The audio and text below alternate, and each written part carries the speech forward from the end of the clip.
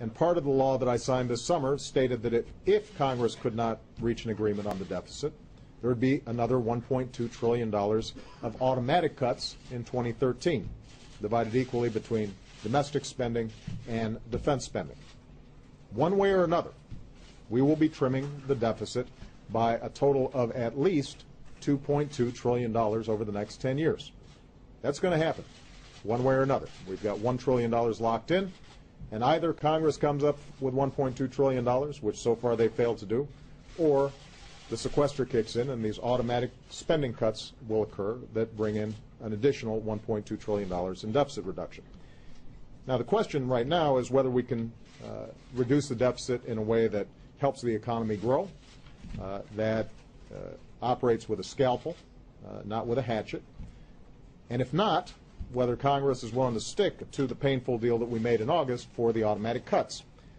Already some in Congress are trying to undo these automatic spending cuts. My message to them is simple. No. I will veto any effort to get rid of those automatic spending cuts to domestic and defense spending. There will be no easy off-ramps on this one. It is true that the sequester is in place right now. It's damaging our economy. It's hurting our people, and we need to lift it. But I think the sequester is a good example, or this recent FAA issue is a good example. You will recall that, and most recently, what are we going to do about potential delays at airports? It is having. The FAA portion of the sequester is $600 million. The FAA budget is $16 billion. The President and his administration have determined that air traffic controllers should take the hit for the $600 million. Let's see if this is reasonable.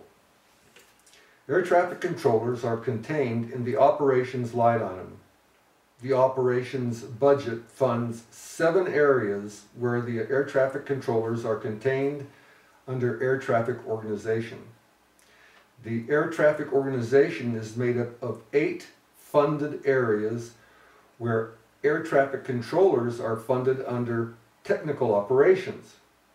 Technical operations is 10% of the FAA budget and includes, among other things, 15,000 controllers, 5,000 air traffic supervisor managers, 1,100 engineers, and 6,100 maintenance technicians.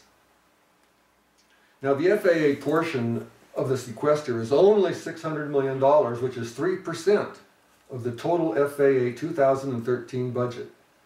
But it is 35% of the technical operations budget.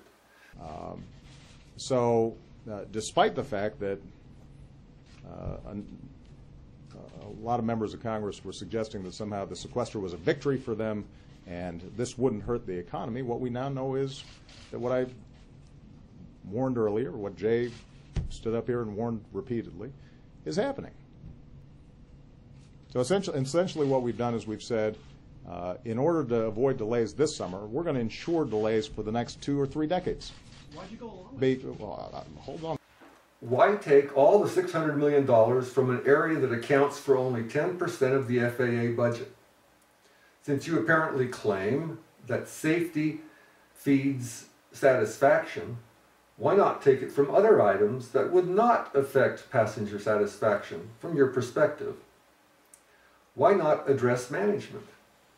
Why not consider a proportional application of the $600 million? The point is that there are common sense solutions to our problems right now. I cannot force Republicans to embrace those common sense solutions. I can urge them to. I can put pressure on them. I can rally the American people around those common sense solutions. But ultimately, they themselves are going to have to say, we want to do the right thing. Yes, Mr. President, there are common sense solutions to this problem, and we cannot force you to implement them. But at least consider them.